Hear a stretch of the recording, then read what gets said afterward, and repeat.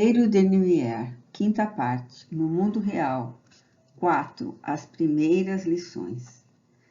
Muitos anos se passaram depois dos últimos acontecimentos aqui narrados. Sobre a Terra, vivia-se agora os meados do século XVIII. Nenhuma só das nossas antigas personagens vivia agora na Terra. Todas haviam ingressado na vida espiritual, continuando ali as ardentes lutas pela redenção ou preparando-se para o retorno às paisagens terrenas, em novos testemunhos indispensáveis ao próprio progresso. Outros mentores espirituais, investidos de responsabilidades mais diretas, substituíram Rômulo e Tom na vigilância a Louis Frederic e Henri Mies, os quais agiam livremente depois de receberem instruções e conselhos necessários. Henri, porém, não dispensava a assistência dos seus bons amigos Rômulo e Tom, e frequentemente lhes rogava que o não abandonasse. Eram diferentes, portanto, as tendências dos dois espíritos. E Luís apresentava maior progresso, visto que era resignado, humilde e submisso. Dedicara-se à beneficência a sofredores das regiões infelizes do espaço e da terra, e aprendera com seus amigos espirituais a espalhar o bem e o consolo, a esperança e o auxílio por onde quer que passasse. Mas Henri, tolhido pelos complexos do suicídio, envergonhado diante dessa falha tremenda e irremediável, habilitava-se para uma futura encarnação enquanto auxiliava Rômulo nos múltiplos afazeres da vida do invisível. Sabia que lhe era necessário reencarnar a fim de remediar os próprios complexos vibratórios deixados pelo suicídio que praticara. Recusara-se até ali a habitar novo corpo, sentia horror à terra e à sociedade humana e sofria, incapaz de olvidar o seu infeliz amor por Berthe de Somerville. Pouco progredira, portanto, pois a fim de atingir certos conhecimentos espirituais, seria necessário que ele, primeiramente, corrigisse suas impressões de suicida, que desequilibravam a harmonia do corpo espiritual, orientador da vida, e ele não se curara ainda das comoções que o faziam reviver a queda monstruosa da montanha de Steinsburgo e perder-se em alucinações que lhe convulsionavam o ser. Seu desejo de permanecer ainda livre de um corpo carnal fora respeitado, pois as leis do Todo-Poderoso jamais violentam o espírito a uma reencarnação que o repugne. Muitas vezes, Rômulo dizia-lhe: reanima-te, meu filho, e toma novo corpo. A angústia que te conturba, a situação medíocre que mantens aqui, só se modificarão depois que habitares um corpo material, cuja grosseria seja capaz de deter tuas vibrações viciadas pelo traumatismo mental que o suicídio criou. É preciso reconciliar-te contigo mesmo, agir para progredir melhor. Mas sei que serei um aleijado, meu padre, que me tornarei um trapo humano, quase tão monstruoso quanto ao que reduzi meu corpo saudável e belo. Não tanto. Se nasceres de pais sadios, a hereditariedade carnal far-te-á belo. Lembra-te de que a armadura carnal será a forma rija que deterá tuas impressões mentais impressionadas pelo trauma. Se fores um aleijado, será porque tua mente provocará o aleijão, mas o certo é que poderás nascer perfeito. Ora e vigia, Henri Mies, recorre a Deus, encoraja-te, meu filho. Temo perder a minha Berthe para sempre, separando-me dela pela encarnação. Não serei feliz jamais, senão com ela a meu lado. E desfazia-se em pranto, desanimado e infeliz. Por esse tempo, já ele se capacitara de que sua anterior existência fora um fanático religioso militar e chamara-se Luís de Narbonne. Revivera diante de Rômulo voluntariamente os trágicos dias de São Bartolomeu e reviu-se massacrando a família de La Chapelle, enganado e traído pela bela Ruth Carolina, que vingara a família. Reconheceu em Rômulo e em Tom os dois magníficos chefes dessa família, Carlos Felipe I e Carlos Felipe II de La Chapelle. Porém, se chorara nos braços de ambos esse passado desolador, também se reconfortara na certeza de que fora perdoado por toda a família, que a ela também pertencera nos séculos anteriores. Só não obtivera ainda o perdão de Ruth. Hei de obtê-lo, meu pai, dizia ele, ainda que me seja necessárias seguidas existências de dores e sacrifícios. Todos me perdoaram. Já expurguei aquele crime como judeu espanhol, perseguido e morto na fogueira. Por que Ruth não me perdoa? E encheu-se de piedade ao rever em seu pai, Arnaud Numières, o velho Monsenhor de B, e em sua mãe, Marie Numières, aquela austera dama blandina que resgatara a cumplicidade com Ruth contra ele no século anterior, como sua mãe, dedicada, humilde e sofredora no presente. A reencarnação apareceu-lhe então como lei divina de evolução, capaz de elevar o pecador do opróbrio, do crime, à santificação do espírito por meio do trabalho, da dor, do amor, no período de vidas sucessivas. E um grande reconforto e uma grande esperança suavizaram-lhe as dores que padecia. Entre mentes, Luís de Steinsburg muito se adiantara durante esse longo tempo. Contudo, Henri continuava com o pesadelo da sua consciência, e ele se afligia por não ter sido ainda possível revê-lo, falar-lhe, suplicar-lhe perdão. Em verdade, ele desejava mais amplas reparações e empenhava-se no estudo de poder realizá-las. Em seu ser haviam se extinguido as sombras de mágoa que durante algum tempo nutria por Berthe e Ferdinand, e grande piedade e um compassivo amor por ela dulcificava agora em seu coração. Sua mãe, mentora espiritual mais assídua ao seu lado, não só alimentava tais propósitos, como guiava-o em meditações e estudos indispensáveis aos testemunhos ainda necessários ao seu progresso geral. Todavia, a lembrança de Henri preocupava-o, e ele sabia que não conseguiria paz enquanto não se reconciliasse com ele e recebesse o seu perdão. Necessitarás de uma nova existência para que essa reconciliação se efetive, meu filho, insistia sua mãe em adverti-lo. Lembra-te de que tua traição causou a desgraça de uma família e o suicídio de um filho de Deus. Por tua causa, Henri retardou o próprio progresso geral. Sofre superlativamente, e 2 séculos não serão bastantes para que ele deixe de sofrer. É necessário voltar à terra e reparar o erro. Estou pronto para isso, minha mãe querida. Aconselhai-me.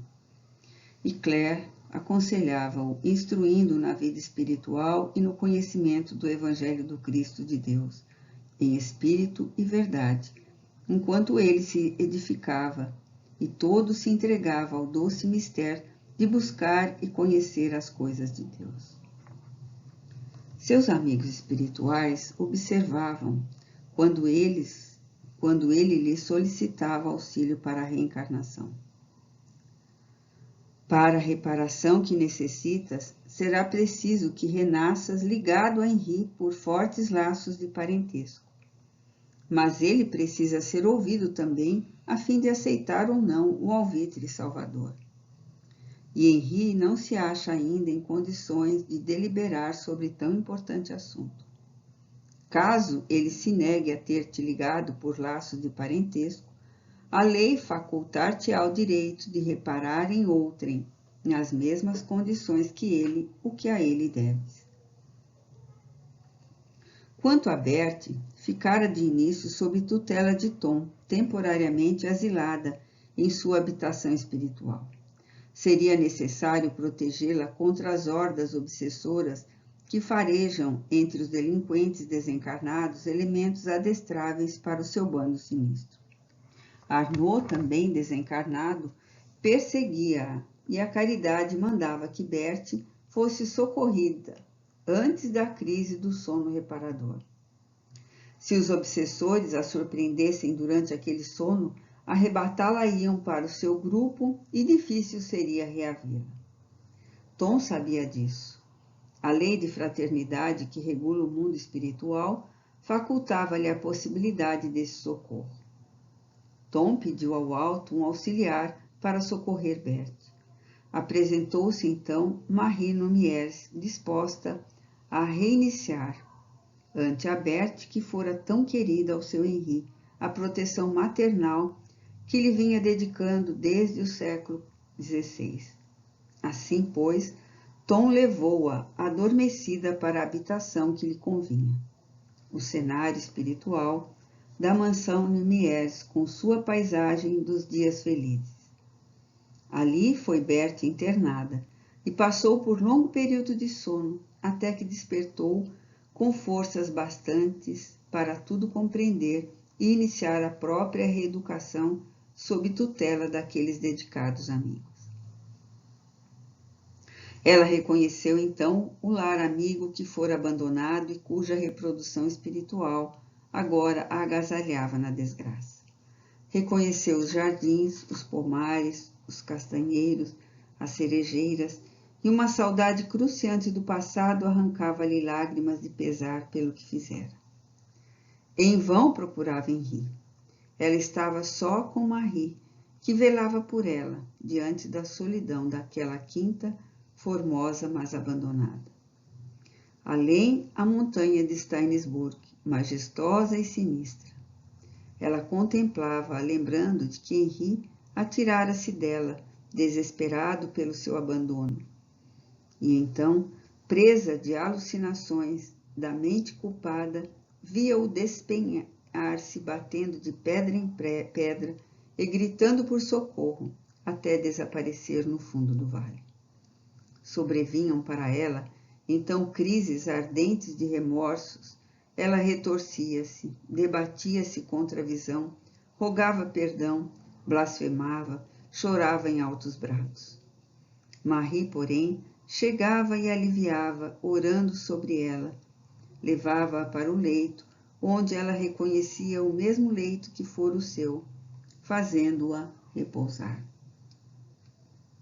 Entretanto, Tom não perdia tempo. Visitava Bertie frequentemente, instruindo-a quanto à conduta que devia observar. Falava-lhe da necessidade de procurar Deus e iniciar o trabalho dos resgates necessários, pois era um espírito delinquente, e se iniciasse a aprendizagem adequada imediatamente, muito mais fáceis seriam as reparações terrenas futuras. Essa aprendizagem consistia na prática do bem, no exercício da caridade, no estudo das leis divinas que ela infringira, nas considerações a respeito dos próprios erros, espécie de exame de consciência, que a levaria ao desejo de emendar-se e à vontade de expiar o passado no trabalho de realizações edificantes. No isolamento daquela mansão, assistido pelas luzes de mais alto, o virtuoso Tom levou Bertie a um retrospecto dos próprios atos, até a existência anterior. Ela ficou, então, ciente de que vivera nos tempos de Catarina de Médici e fora sua cúmplice no caso de Luiz Narbonne. Seria necessário perdoá-lo definitivamente, pois ele muito já sofrera e merecia ser perdoado por ela. Ela reencarnara em Flandres a fim de apagar esse drama acerbo e redimir-se como sua esposa. Mas reincindira no crime de traição, não se redimira, antes agravara a situação, praticando erros, porventura, mais nefastos que o primeiro. A evocação de Luiz de Narbonne, então, ela estendia recordações até Henri Lumieres, reencarnação daquele que caía em prantos. Atirava-se nos braços de Tom e exclamava inconsolável: Tom de minha alma, tu bem sabes que errei por amor de ti e daqueles a quem amávamos. Hoje eu não mais odeio Luiz de Narbonne. Arrependo-me do que fiz e amo na pessoa do meu pobre Henri. Sou muito desgraçada, Tom, e sei que levarei muito tempo ainda sofrendo. Amo Henri, sim, 1000 vezes sim, mas amo também Luiz, e entre os dois eu jamais saberei escolher. Será necessário sublimar esse amor, minha Bertie, amando-os espiritualmente como a irmãos, assim como me amas, como eu te amo. O amor fraterno é doce, compassivo e eterno, e jamais provoca desgostos. Bertie, porém, ainda não compreendia a sutileza do amor espiritual. Amava Henri e Luiz com o amor humano, e sofria saudosa de ambos até o desalento e o desespero. Entre mentes, Rômulo de Ambrosini prometera a si mesmo examinar a situação de Ferdinand de Pracontal e cumprir a promessa. A lei de caridade faculta a qualquer de nós o auxílio ao próximo, e nada nos é vedado se nos dispusermos a praticar o bem. Assim foi que procurou informar-se a respeito de Ferdinand e investigou sua situação. Viu então que esse antigo titular terreno era um espírito medíocre, assaz fraco, que não fora um homem propriamente mau, e sim o fruto da sua época materialista e frívola, que seu mais acentuado defeito era a inclinação para os apetites sexuais, a fascinação pela mulher, o gosto pela boemia, que amara Bertie sinceramente e se desorientara ao constatar que não era amado por ela e que não passava de um joguete em suas mãos interesseiras, que não se bateria em duelo com Luiz se por este mesmo não fosse desafiado, porquanto jamais pensara em matá-lo, que morrera sem ódio no coração, porém surpreso com a traição de Bertie, que uma vez desencarnado, durante muito tempo permaneceu como que moribundo, sofrendo os efeitos do veneno, estorcendo-se em dores reflexas mentais do corpo espiritual, que permanecera longo tempo no palácio de Stainsburg, onde desencarnara, ou no seu próprio palácio de Bruges, onde residira, que não sendo o mal, era, no entanto, egoísta, não medindo consequências para satisfazer os próprios desejos, e que estava dominado, na ocasião, por espíritos também endurecidos, como ele, comparsa das suas leviandades de boêmio, e que tudo indicava que ainda demoraria a renovar os próprios sentimentos para consigo mesmo e para com Deus. Rômulo fez mais. Transportou-se a Bruges e procurou Ferdinand. Encontrou-o perambulando pelas ruas, acompanhado por uma corte de entidades nocivas, como ele, sem o mínimo de responsabilidade espiritual. Envolvido em faixas vibratórias escuras, sem serem negras, gargalhava com os companheiros, procurando gozar o máximo os deleites humanos, até mesmo as libações do álcool. Esforçando-se por se cumprir os deveres cristãos de amor e fraternidade, Rômulo e Tom, baixando as próprias vibrações para se tornarem compreendidos, fizeram-se visíveis ao infeliz boêmio. Revelaram sua qualidade de sacerdotes do bem e convidaram-no a um recolhimento para análise da nova situação. Ferdinand, muito delicadamente, como convinha a um fidalgo para com os homens da igreja, revelou que agradecia o interesse por ele, mas que se sentia bem e era feliz, que nada lhe faltava e não se sentia criminoso para penitenciar-se diante de um sacerdote. Que os duelos que tiveram foram lícitos, autorizados por autoridades competentes, e que se vencer adversários, também arriscara a vida, e que se necessitasse algum dia do socorro da igreja, não trepidaria em procurá-lo. Rômulo compreendeu então que Ferdinand temia a verdade e procurava enganar a si mesmo com um modo de vida espiritual fictício, que somente dores futuras acarretaria. O caso de Ferdinand seria, pois, desses entregue à lei do progresso, que por si mesma age em benefício do delinquente, e não insistiu. Passou a protegê-lo com as suas caridosas orações. Durante esse longo tempo, Rômulo, Tom, Claire de Somerville, Marie Nomières, Oliver de Guzmán e demais amigos das velhas épocas reencarnatórias haviam se dedicado em benefício de Berthe, de Henri e de Louise. Agora, nada mais era possível tentar. Esses pobres delinquentes precisariam voltar aos cenários terrenos, como espírito encarnados, a fim de testemunharem as qualidades boas já adquiridas durante o estágio no invisível, o arrependimento das faltas cometidas e os necessários resgates. Sem que tal medida fosse tentada, não mais poderiam progredir. Os grandes erros cometidos durante a vida planetária não podem ser reparados no além. Será necessário o recurso decisivo da reencarnação, medida insofismável que atesta, sem sombra de dúvida, a firme decisão da emenda e a resolução da prática do bem.